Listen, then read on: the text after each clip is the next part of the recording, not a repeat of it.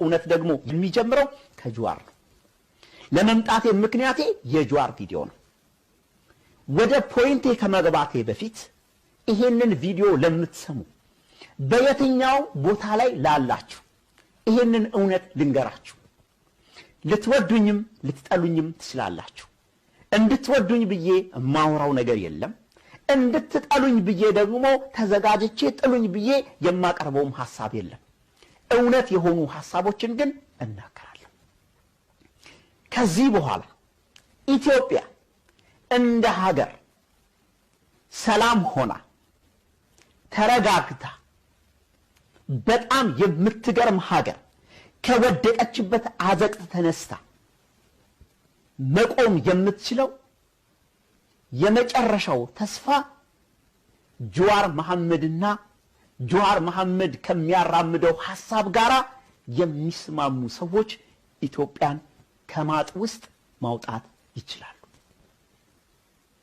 እደግመዋለሁ እግዚአብሔር ዘንበል ካለልን እግዚአብሔር በቃችሁ ካለ እግዚአብሔር ሁለተኛ ቻንስ ከሰጠን እግዚአብሔር የሚጠቀምበት ሰው ቢኖር ከዚህ በኋላ ጀዋር መሐመድ ነው ይሄንን የምልህ በፖለቲከኛ አይን ጀዋርን አይቼው እንጂ በመንፈሳዊ አይን አይቼው አይደለም በመንፈሳዊ አይን ካየነው መንፈሳዊ ሰዎችን እየጠቀስን የኢትዮጵያ ተስፋ እነዚህ ናቸው ማለት እንችል ነበር የኢትዮጵያ ተስፋ ጀዋር ነው የምልህ ጀዋር ከምንም ነገር ጋራ አልተነካካም የሚያመልከው አምላክ ሲረዳው ጀዋር ከምንም ነገር ጋር ሳይነካካ እዚህ ጋር ደርሷል ጀዋርን በጦርነት ታሪክ ውስጥ ተጠያቂ ልታረግበት የምትችለው ዜሮ ታሪክ አለ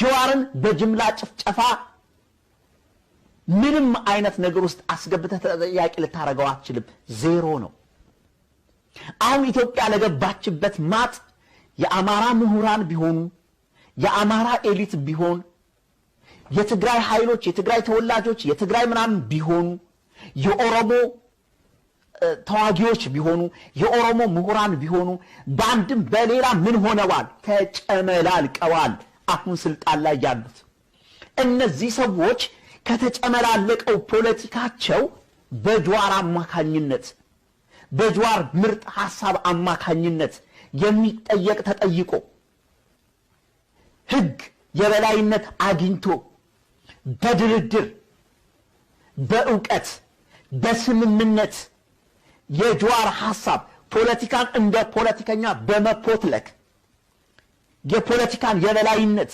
የእውቀትን የበላይነት በማስምጣት የጀዋርን ሐሳብ የሚከተሉ ሰዎች አብረው ሆነው የኢትዮጵያ ተስፋ መሆን ይችላሉ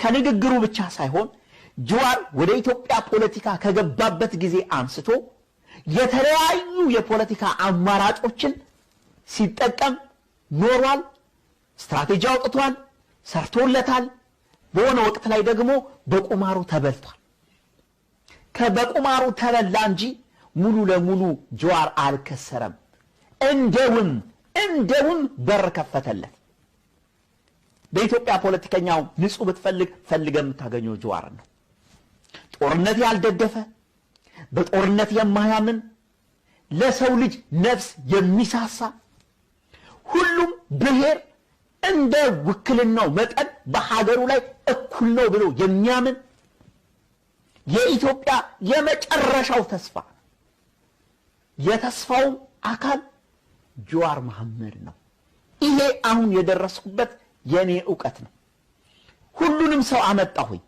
ወደ ህሊናዬ በኢትዮጵያ ፖለቲካ ላይ ትልቅ አሻራና ትልቅ ጠባሳና ትልቅ አስተዋጽኦ አደረጉ የምላቸውን ሰዎች ሁሉ አመጣሁኝ ሁሉም በፖለቲካው ተነካክተው ተጨመላልቀው ተጠያቂዎች ናቸው ሁሉም አንዳንዶቹ ሆን ብለው ራሳቸው ተነስተው ራሳቸውን እዛ ውስጥ ኢንቮልቭ አድርገዋል ሌሎቹ ተጠቅተው ተወረው ተደፍረው ተደብድበው ወደማይፈልጉት ነገር ደግሞ ገብተው ገዛ ደግሞ አካል ሆነዋል አሁን የኢትዮጵያ ፖለቲካ ላይ ያሉ ሰዎች በአጠቃላይ ተጨመላልቀዋል ተነካክተዋል የመፍትሄ አካል መሆን አይችሉም ወይ በህግ ወይ በፍርድ ወይ በሆነ ነገር ካልነጹ በስተቀር የመፍትሄ አካል መሆን አይችሉም ለምን አንድ ታሪክ ከጀርባቸው አለ አንድ የቆሸሸ ነገር ከጀርባቸው አለ አብይ መሆን አይችልም የመፍትሄ አካል መሆን አይችልም አብይ አህመድ መሆን አይችልም ሌሎችም ልክ እንደዚህ የተነካካ ነገር ያላቸው ሁሉ የመፍትሄ አካል መሆን አይችሉም ብዙዎቹ ወንጀለኞች ስለሆኑ ማለት ነው ስለዚህ ጀዋር የኢትዮጵያ ተስፋ ነው ለኢትዮጵያ የሚገርም ተስፋ ነው በየስናገር ካለበት ነባራዊ ሁኔታ ፈጣሪ ሲረዳው የምንም አይነት የማንንም ሰው ደም የማንንም ሰው የታሪክም የህግም ተጠያቂ ስላልሆነ ጀዋር በሚያራምደው አቋም በህብረ ብሔራዊነት ብዙዎችን ሰብስቦ ብዙዎችን አንድ ላይ አድርጎ የብዙሃንነትን ስሜት ፈጥሮ የኢትዮጵያ መፍትሄ አካል መሆን ይችላል ብቻውን አላልኩም ብቻውን ሊሆን አይችልም አይሆንም አይታሰብም ብቻው ከሌሎች ጋር ግን ጀዋር እንደ ምክንያት ሆኖ የኢትዮጵያ ተስፋ መሆን ይችላል እውነት አንድ እውነታ ሁለት ትላንትና ጀዋር ያወራው ብዙዎችን ትንሽ ዲስአፖይንትድ ያደረጋቸው ጀዋር ከአብይ ጋር ይሰራል ወይስ አይሰራም ይሄኛው ፓርት በጥንቃቄ ማየቱ በጣም አስፈላጊ ነው ዛሬ ቴሌግራም ላይም የተለያዩ ሰዎች ላይ የጀዋር ወራጆችን በርካታ ኦሮሞዎች የትግራይ ተወላጆችን ጨምሮ የተለያዩ ሰዎች የጀዋር ንግግር እየነቀሱ ያወጡ ከአብይ ጋር እየሰራ ነው ብለው ያምናሉ በተለይ ደግሞ የጀዋር ንግግር ማለት ይሄን እንስማ ስሙ ከመንግስት ጋር ከገዢው ፓርቲ ጋር መስራት ጀምሯል ከጠቅላይ ሚኒስትሩ ጋር ተገናኝቷል የተፈታውም ለዚህ ነው አሁንም እየሰራ ያለው የመንግስትን ስራ ነው የሚሉ አሉባልታዎች አሉና ምንድነው ትክክለኛው ነገር እኔም ሰማቸዋለሁ አሉባልታዎቹን እኔ ከማንም ጋር የግል ቁርሾ የለኝም የታሰርኩትም ቢሆን በፖለቲካ ልዩነት እንጂ በግል ጸብ አይደለም ከጠቅላይ ሚኒስትሩ ጋር አልተገናኘንም ሊያገኘኝ ከፈለገ ግን ሁሌም ዝግጁ ነኝ ከጠቅላይ ሚኒስትሩ ጋር ብቻ ሳይሆን ከአብይ ጋር ብቻ ሳይሆን ከመሮም ጋር ከደብረጽዮንም ጋር ከሁሉም በአሁኑ ወቅት በሀገራችን ባለው ግጭት ውስጥ እየተሳተፉ ካሉ ኃይሎች ጋር ተገናኝቶ ሀገራችንን ከጦርነት አስወጥቶ ወደ ሰላምና ልማት ለመመለስ እድሉ ከተገኘ ከማናቸውም ጋር ለመስራት ከማናቸውም ጋር ለመተባበር ከማናቸውም ጋር ለመነጋገር በማንኛውም ቦታና ሁኔታ ለመነጋገር ዝግጁ ነኝ እኔም አልፈቅደው ግን ከማናቸውም ጋር አብሬ ጦርነትን ማፋፋም አልፈልግም ከማናቸውም ጋር ስለዚህ እንደ ፖለቲካ ፓርቲ አመራርም እንደዚህ ሀገር ዜጋም በሰላም ጉዳይ ላይ የሀገራችንን ዕጣ ፈንታ ወደፊት ማስተካከል ላይ ከገዢው ፓርቲም ጋር ሆነ ከጠቅላይ ሚኒስትሩም ጋር ሆነ የተለያዩ ድርጅቶች ከሚመሩ ቅድም እንዳልኩ ከደብረጽዮንም ሆነ ከጻድቃንም ሆነ ከመሮም ሆነ ከገመቹም ሆነ ከተፈራማሙም ሆነ ከይልቃል ከፋለም ጋር ሆነ ከማንኛውም ጋር ለመስራት ዝግጁ ነኝ አይ ቲንክ የሀገራችን አመራርም ለዚህ መዘጋጀት መቻል አለበት ሀገራችን ያለችበት ሁኔታ ለምን ከገሌ ጋር ተነጋገርክ እከሌ ሰይጣን ነው እከሌ መልአክ ነው የሚል በማለት እንደማይወጣ last 2 years been clear እንግዲህ ይሄኛው ንግግር ብዙዎችን ልክ ከአብይ ጋር እንደሚሰራ አድርገው ተርጉመውበታል ነገር ግን አይደለም ጀዋር ንግግሩን በደንብ ከሰማችሁት አብይን ጨምሮ በዚህ ፖለቲካ ውስጥ እጃቸውን የከተቱ ሰዎች ሁሉ ወንጀለኞች መሆናቸውን ያምናል ከወንጀለኛ ጋር ለመስራት አይደለም አብይ ከጠሩኝ ኢንቫይት ካደረጉኝ ተከክለኛውን ነገር ሊነግራቸው አለበለዚያ የኢትዮጵያ ነገር ማቆም የለው የኦሮሞ ኃይሎች ኦነግ በጣም ብዙ ናቸው የታጠቁ ኃይሎች ናቸው የራሳቸው ደጋፊ ህዝብ አላቸው ዲሞትሊ የተዘጋጀ ከዚህ በፊት እንዳልኩት ጠንካራ ኃይሎች ናቸው የትግራይ ኃይሎች ያያችሁት ምንም ማብራሪያ መስጠት አያስፈልግም በአማራ የተከፋፈሉ ነፍ ኃይሎች አሉ ፋኖንትና የትናፋኑ የምናምን ሚኒሻ የጎጃም ምናምን በጣም ብዙ የተከፋፈሉ መሳሪያ የያዙ ጀዋር በንግግሩ ላይ እንደገለጸው የያዝከውን ይዘው ውጣ የተባለ ዛሬ መሳሪያውን የተነጠቀው ሁሉ እንደታጠቀ ቁጠሩት። ሚሊተሪ ሜንታሊቲ ነው ያላቸው። እውነቱን ነው። በሚሊተሪ ሜንታሊቲ ውስጥ ያሉ ሰዎች ናቸው። ስለዚህ እነዚህ ነገሮች በጣም በጥንቃቄ ነው። ብዙዎቻቸውን ያሰባችሁ ጀዋር መጥቶ አብይን እየኮነነ እንደበፊቱ አብይን ምናምን እየሰደበ ይሄ አሁን የምትሰዳደርበት ፖለቲካ አይደለም። ጀዋር ዩቲዩበር አይደለም፣ ፖለቲከኛ ነው። ዩቲዩበር ነው። ዝም ብሎ እየተነሳ እኔም ሌላም የምንሰዳደበው። ይሄ ሰውዬ ግን የመጀመሪያው ስትራቴጂ የድረስ እንደወሰደው ያውቀዋል። አሁን የሚያመጣው ስትራቴጂ ደግሞ የመፍትሄ አካል መሆን ካለበት ምንድነው መሆን ያለበት? የኢትዮጵያ ሁኔታ ተወሳስቧል። ከጎረቤት ሀገር ከኤርትራ ጋር ተወሳስቧል፣ ከሱዳን ጋር ተወሳስቧል፣ ከሶማሌ ጋር ተወሳስቧል።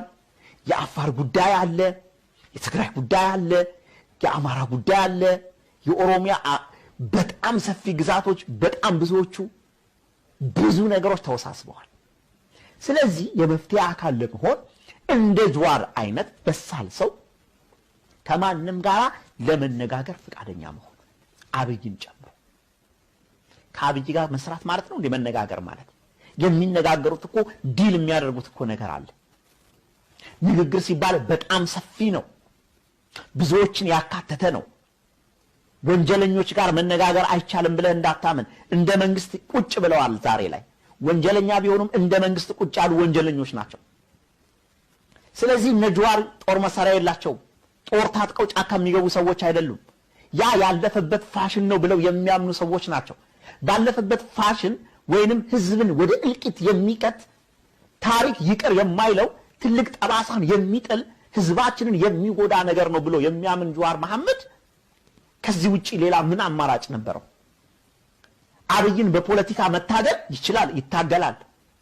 ይሄ ሌላኛው ስራ ነው። ነገር ግን የማንም ተጠቃሚ እንደማይሆኑም ጀዋር ተናግሯል። ማንም አይጠቀምብንም ብሏል። እውነቱን ነው። ማንም አይጠቀምበትም፣ እንደማይጠቀምበትም ያውቀዋል። ነገር ግን እንደ ፖለቲከኛ ጀዋር መሐመድ ከአብይ አህመድ ጋራ መስራት ሳይሆን ለኢትዮጵያ የመፍትሄ አካል መሆን ግን ይችላል። በጣም የመፍትሄ አካል የድርድር እነዚህ ሶስት ኃይሎች ብሏል ጀዋር ሲናገር የአማራ የኦሮሞና የትግራይ ኃይሎች ለህዝባቸውና ለመላው ሀገሪቱ ህዝብ የሀገሪቱን የወደፊት ዕጣ ፈንታ መወሰን ካለባቸው ወደ ፊት ለፊት መምጣት ያለባቸው በድርድር እንጂ በጦርነት አይደለም። ጦርነት እናሸንፋለን በሚል የሚካሄድ ከሆነ ማለቂያ የሌለው ነገር መሆኑ ግልጽ ነው። በጣም ግልጽ ነው። ማለቂያ የለውም። እኔ እናንተ ዛሬ እዚህ ላይ ቁጭ ብለን የምናወራ ሰዎች ሁሉ እናልፋለን። ሌላ ትውልድ እስከሚመጣ ድረስ ይዋጋሉ።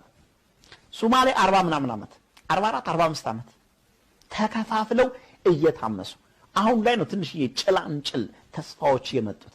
ያ ፕሬዝዳንታቸው መረጡ ማለት ሙሉ ሶማሌ ተስማማ ማለት አይደለም። ታጣቂ ኃይሎች አሉ አልሸባብ ምናምን በሚል እስካሁን ድረስ ኢትዮጵያ እንደዚህ ሆና መቀጠል አትችልም። እንደ ጀዋር አይነት ሰዎች ብዙሃንን ሰብስበው የመፍትሄ አካል ሲሆኑ ብቻ ነው። ይሄ ነው እውነት። መጀመሪያ ላይ ተናገርኩትኝ የፕሮቴስታንት እምነት ተከታይ ውስጥ ያሉ ለአብይ አህመድ የውድቀት ምክንያት የሆኑ በጣም ብዙ የፕሮቴስታንት እምነት ተከታዮች አሉ። ማሳሰቢያ፣ ይሄ ንግግሬ ሁሉንም የፕሮቴስታንት እምነት ተከታዮች የሚወክል አይደለም። ነገር ግን አብይ እንደ ጀዋር አይነት ምሁር ሰው ግን ይሄ ሁሉ ከመምጣቱ በፊት ይሄ እንደሚመጣ ዛሬ የሸለሙት አብይን የሰላም ምናምን ኖቤል ተሸላሚ ያሉት መልሰው ምን እንደሚያደርጉት ጀዋር ተናግሮ ነበር። እንዲህ ነበር ያለው፣ ስሙት። ከዛ አሁን ደግሞ ከተቆራረጡ በኋላ ትንንሽ እንካሰላንቲያዎች ወደ ግጭት ሊያስገቡ ይችላሉ። ያ ግጭት ሲመጣ አገር ውስጥም ዋጋ ያስከፍለናል፣ እሱንም እንደ መሪ ከፍተኛ ዋጋ ያስከፍለዋል። ለዛ ነው he need to be a consensus leader። ግለሰባዊ ሩጫ አያዋጣው። የአገሪቷን ሊቃን በተለይ አሁን በአካባቢው ሰላም አመጣ፣ በአገር ቤት ውስጥ ግን ሲቪል ዋርን ቀሰቀሰ የሚለው ታይትል ኒውዮርክ ታይምስ ላይ ሲጻፍ ይታየኛል። ታዲያ የዚህ ምሁር ትንቢት አልተፈጸመም? ዛሬ ተሰብስበ ኤችአር ምናምን የምትለው ያኔ ጀዋር ሲናገር ሰምታችሁት ቢሆን ኖሮ፣ ያኔ ጀዋር ሲለፈልፍ ሰምታችሁት ቢሆን ኖሮ፣ ያኔ እኛ በግል እየተነሳን ይሄ ነገር ትክክል አይደለም ዋጋ ያስከፍለናል ብለን ስንጮ ሰምታችሁን ቢሆን ኖሮ፣ ዛሬ አገሪቱ ለደረሰችበት፣ ዛሬ አገሪቱ ለደረሰባት የኢኮኖሚ የውድቀት የስደት የረሃብ የኑሮ ውድነት ምስቅልቅል ይሄ ሁሉ ጥፋት እንደርስ ነበር?